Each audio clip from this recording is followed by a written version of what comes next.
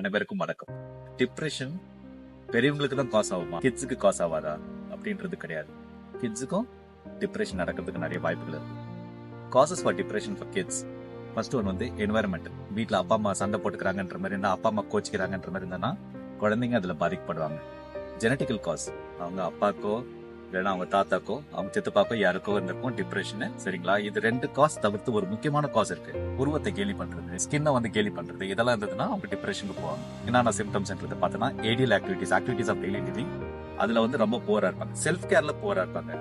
சோஷியலைசேஷன்ஸ் இருக்கிறதுல நிறைய வாய்ப்புகள் இருக்கும். சரியா சாப்பிட மாட்டாங்க, படுத்துட்டே இருப்பாங்க, தூக்கம் இருக்காது. இதை எப்படி கியூர் பண்ணணும்ன்றது பார்த்தோன்னா, பேரண்ட்ஸ் உட்காந்து பேசுங்க கிட்ஸ் கிட்ட.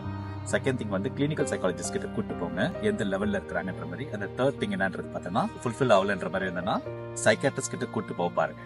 நன்றி, வணக்கம்.